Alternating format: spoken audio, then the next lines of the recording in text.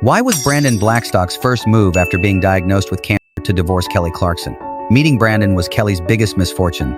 She fell for him before he was even divorced, but quietly waited until his divorce was finalized to pursue him. But Brandon wasn't interested in Kelly herself. He was after her $50 million fortune. Brandon had no proper licenses but acted as Kelly's manager after marriage, handling all her shows and assets. Kelly only regained control of her assets after discovering Brandon had embezzled her money.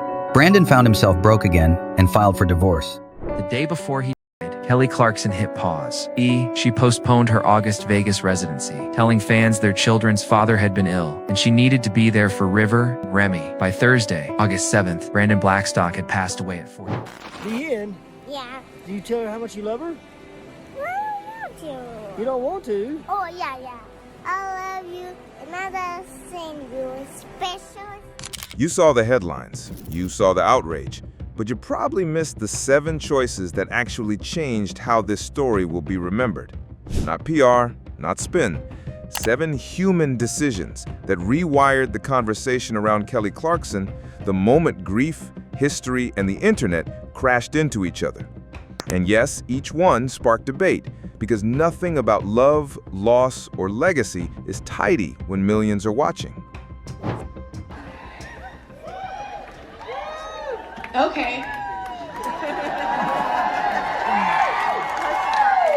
Compartmentalization. So I love you too. This next song, I've never rewritten a song more, and I probably never will. I wrote this song with a lot of hope. First choice, a mother's first move. When the news broke, Kelly didn't craft a statement or curate a photo. She canceled shows and went home. That's it. In a business where the show must go on is practically religion, she did the heresy. She stopped. Some called it the only decent choice. A louder corner accused her of leveraging sympathy or hiding behind kids.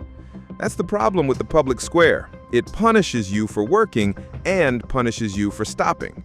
Kelly chose door number 3, ignore the heckling and center 2 children who just lost their dad. That single move told you where the real story lives, not in arenas or on timelines, but in a quiet house where a mom is trying to keep the floor from shifting under little feet. Second choice, silence that protected instead of performing. No daily updates, no medical play-by-play, no staged bedside farewells. The silence wasn't cold, it was structure. It said, this ending will not be turned into content. Cue the backlash. Commenters demanded transparency, creators farmed speculation, and even a few outlets framed the quiet as mysterious. But privacy is not a PR tactic, it's a shield. It keeps grief from becoming a carnival and turns the volume down so kids can hear their own thoughts. In a week when clicks were begging for details, she starved the algorithm. Some people can't recognize love unless it's mic'd and lit. She chose the lights off. Third choice, refusing to weaponize the past. Long before condolences, a public record had made fans angry. A decision said certain commissions tied to her work should be returned. The internet wanted a victory lap or a vengeance monologue. She gave neither. No shade posts, no "I told you so," no legal footnotes sneaked into condolences. And yes, critics called it performative sainthood, like restraint is just another brand. Maybe that's because they've forgotten what restraint looks like. Kelly let the paper stay paper and the eulogy stay human. That's not weakness, it's control. The line between justice and revenge is thin. She kept her side of it when it mattered most. Fourth choice, shielding a blended family the cameras kept reaching for. This story holds more than 2 kids. They're older children who loved their dad before any headline and will love him long after the noise fades. She could have staged a united front photo op to calm the wolves. She didn't. She refused to feed faces to the comment section so strangers could decide how those kids should feel. Tabs hunted for angles anyway, stitching old pictures to new speculation because the market for other people's pain never closes. Kelly's answer? was the same simple word: no. No to parading minors, no to co-parenting theater, no to manufacturing closure so the internet can stop feeling uncomfortable. Why Kelly Clarkson spent $5 million on Brandon Blackstock, only to get divorced anyway. In 2013, Kelly married music manager Brandon Blackstock, hoping to build a happy family. She slowed down her career for him and handed over her management to his father's company, paying over $3 million in commissions, not realizing the firm didn't even have a proper talent license. Meanwhile, the money she earned writing her own songs went straight into their pockets. After the wedding, Kelly helped raise his 2 kids from a previous marriage and even bought him a ranch in Montana so he could relax. But during the pandemic, Brandon refused to work, refused to leave, and squatted on the ranch under her name, forcing her to pay nearly $80,000 a month in upkeep. In 2020, Kelly finally filed for divorce. He fired back, demanding spousal support. Fifth choice: doing the labor nobody posts. Therapy appointments, school calendars, meal planning when you've lost your appetite. Bedtime routines that don't look like anything special until you realize they are the entire point. And here's where the controversy sneaks in sideways. The hurry back crowd. Crew livelihoods, advertisers, schedules, real pressures with real people attached. Some said, power through, she's strong. Others snapped, take months. The truth is messier.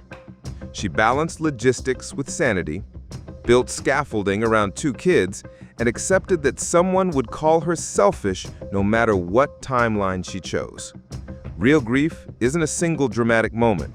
It's 1,000 small, boring acts of love done on time when you'd rather be asleep. Sixth choice: refusing to monetize pain. No sit-down exclusive, no paywalled confession, no bookable first interview with carefully lit tears. She left money, buzz, and narrative control on the table. And of course, the takes arrived.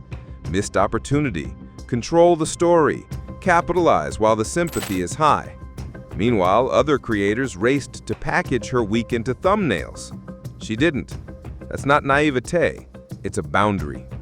The internet loves to preach protect your peace until you actually do it and cost them traffic. She chose to make her grief unprofitable. That's a flex you can't screenshot. Seventh choice: building the future in the background. Memory boxes.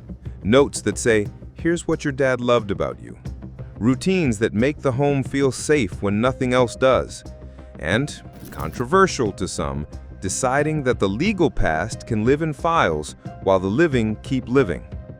The angry camp wants perpetual relitigation. The apology camp wants instant absolution. She picked neither. Forgive and forget is cute on mugs. Real life is remember and go on. The internet always wants the last word. Families need the next day. You won't see most of what happens next, and that's the point. What lasts is not a headline. It's a steady room where kids can grow around a loss instead of inside of it. Why did these 7 choices change Kelly's story? Because they replaced the internet's favorite games, scorekeeping, and side-taking with the only question that matters when children lose a parent. How do we take care of them? Your anger about what happened before doesn't have to vanish to make room for that. 2 things can be true without canceling each other out. A line that shouldn't have been crossed, and a private illness that deserved dignity. If that sounds inconvenient, good. Real life usually is. This is where viewers demand closure. There won't be any that fits inside a headline. What there will be is a mother who returns to work when it stabilizes her home, not because the show must go on, but because predictability is a gift. There will be kids whose memories are shaped by tone in the house more than noise online. There will be fans who practice holding compassion in one hand and accountability in the other without dropping either. If you missed the 7 choices, you weren't looking in the wrong place. You were looking at the loud place. The real story is quieter. A woman who chose her children over everything else, a family that kept the sacred things sacred, and a decision to let the worst week of their lives remain theirs. If that shifted how you see this, say so. If you're angry, you're not wrong. If you're grieving, you're not alone. But if this reminded you that the biggest moves are often the quietest ones, hit like, subscribe, and turn on notifications. We'll keep telling stories human first, noise last. Brandon Blackstock, talent manager and ex-husband of singer Kelly Clarkson, has passed away at the age of 48 after a 3-year battle with cancer. His death was confirmed on August 7, 2025, and has deeply affected Clarkson and their children. He was married to Kelly Clarkson from 2013 to 2022. They shared 2 children, River, 11, and Remington, 9. Blackstock also had 2 older children, Savannah and Seth, from a previous marriage. He was the son of Narvel Blackstock and former stepson of country legend Reba McEntire. Professionally, he managed artists like Blake Shelton and Rascal Flatts. Kelly Clarkson postponed her Las Vegas residency and canceled tapings of The Kelly Clarkson Show to be with her children during this difficult time. She expressed her need to be fully present for them and shared that Blackstock had been ill for some time. Brandon bravely battled cancer for more than 3 years. He passed away peacefully, surrounded by family.